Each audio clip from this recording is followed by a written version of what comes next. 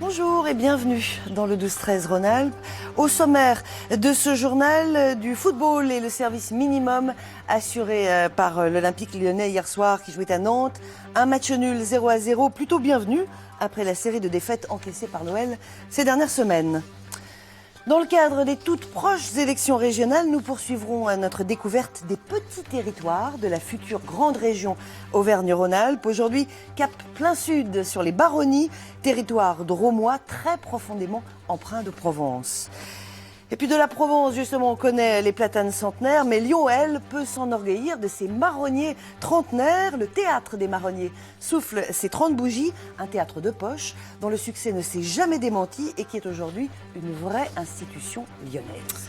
Retour à Lyon où le théâtre des marronniers fête ses 30 ans. Cette salle très lyonnaise a toujours joué sur l'intimité malgré des dimensions réduites. Sa fréquentation est impressionnante puisqu'en 30 ans, le théâtre a attiré plus de 111 000 spectateurs en quelques 2800 représentations et toujours des projets et des créations à revendre. Dans quelques instants, on va détailler ce succès avec son directeur Yves Pignard qui est notre invité. Mais je vous propose d'abord de faire un petit tour au théâtre pour feuilleter en quelque sorte l'album de famille avec Daniel Pajon et Édouard Blaise. Pour aller au marronnier, il faut trabouler, passer 2 cours et pénétrer dans un mouchoir de poche. Rien de changé depuis 30 ans. Eh bien voilà, le théâtre des marronniers, c'est 50 places, donc 4 rangs de spectateurs, un plateau de 25 mètres carrés et voilà, un mur derrière que vous voyez là. Voilà, il n'y a plus rien. Ici, tout est lilliputien, à peine quelques mètres carrés pour les loges et la technique. Chaque soir, Georges-Antoine, l'un des 3 régisseurs intermittents du spectacle, gravit les degrés de cette échelle pour ciseler la lumière au scalpel. Champ opératoire minuscule, doigté, chirurgical. C'est très bas de plafond, donc il faut être très précis au niveau des lumières et on ne peut pas se permettre d'éclater de partout et de tout éclairer en fait. Il faut être très précis sur chaque comédien, il faut faire attention de ne pas éclairer un endroit qui n'est pas utile. Donc on utilise beaucoup de Gafalu par exemple pour couper les faisceaux de lumière, les trucs comme ça. Pour les comédiens, le face-à-face avec le public n'a pas que des inconvénients. Cette présence en même temps, elle est très bénéfique pour le comédien que ça peut stimuler, et qui n'est pas obligé non plus d'en faire des kilos pour jouer, qui peut jouer vraiment dans la subtilité. Le petit théâtre a toujours braqué les projecteurs sur la création. Peu d'artistes mondialement connus, mais des artistes vrais. 866 qui se sont donné la main tout au long de 245 spectacles faits maison. Du cousu main, quoi de plus normal dans ce qui fut autrefois un atelier de couture où le fil est loin de casser. Yves Pignard, bonjour. Bonjour. Alors, vous avez pris la direction du Théâtre des Marronniers en 91, donc ça fait pratiquement 25 ans. Oui. J'imagine qu'aujourd'hui, vous êtes quand même assez fier du travail accompli. Oui, on est très fiers du parcours. On est très fiers, on va dire, de ce parcours initiatique qui est celui des Marronniers depuis longtemps. En effet, c'est d'abord une confiance de partenaires. Et je voudrais tout de suite remercier la ville de Lyon, la région Rhône-Alpes, la DRAC Rhône-Alpes, la métropole aujourd'hui et hier le Conseil général du Rhône qui ont cru à ce projet dès 85. J'insiste là-dessus, au moment où Daniel Claude-Poyet était arrivé. Voilà. Créer un théâtre, c'est toujours c'est un pari incroyable quand même. C'est un pari incroyable, surtout 50 places, surtout en faire un lieu professionnel, ouvert sur 2 choses qui nous paraissent importantes, l'émergence, la création, à partir soit de jeunes équipes professionnelles qui sortent d'écoles, comme l'ENSAT, le conservatoire, ou soit d'artistes confirmés qui ont envie de s'arrêter de nouveau au Marronnier. Pourquoi ? Parce que c'est un lieu traître pour le comédien.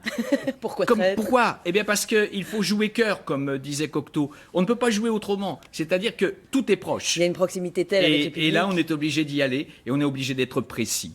Et puis, je voudrais associer à ce parcours un club d'entreprise. Nous avons 12 entreprises dans le cadre du mécénat culturel autour d'Alain Bernard, de Bernard Céramique, qui a créé ça sur Lyon. Et c'est fantastique parce que une scène découverte sur l'émergence, avec du mécénat culturel, c'est assez exceptionnel aussi à dire.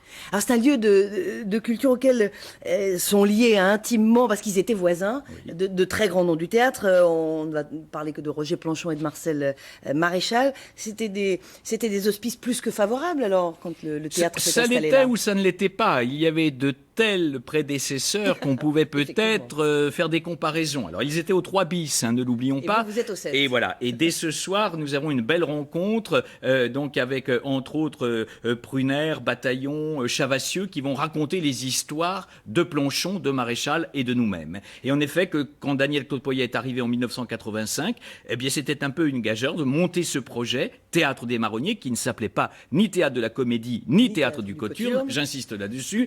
Et l'affaire a été de partir dans ce projet où la voix parlée, la voix chantée sont on peut dire, les éléments forts de la vie de ce théâtre.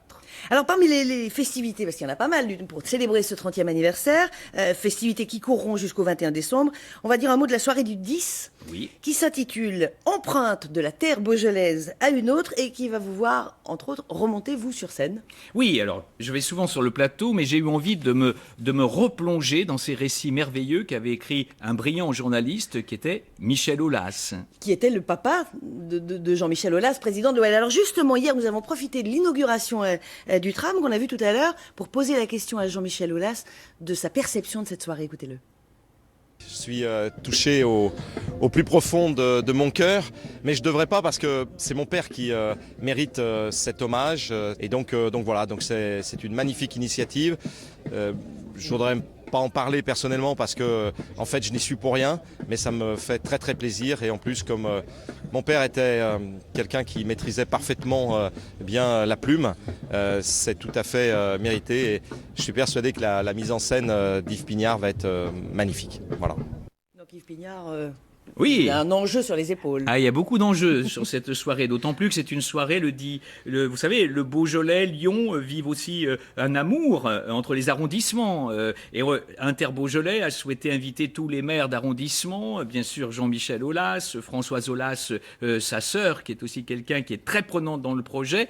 Et l'idée, c'est de montrer ces magnifiques textes. Vous savez, c'est un badinage à la Rabelais, l'écriture de Aulas. C'est issu d'une foule de personnages, ils sont tous hauts en couleur et ils sont, pour moi, pour les générations actuelles, ce qu'était leur grand-père, ce qu'était leur père. Et on parle de l'homme avec un grand H. Merci infiniment Yves Pignard, vous en parlez en tout cas avec grande passion. C'est déjà la fin de ce journal. Ce soir à 19h, vous retrouverez Soria Khaldoun.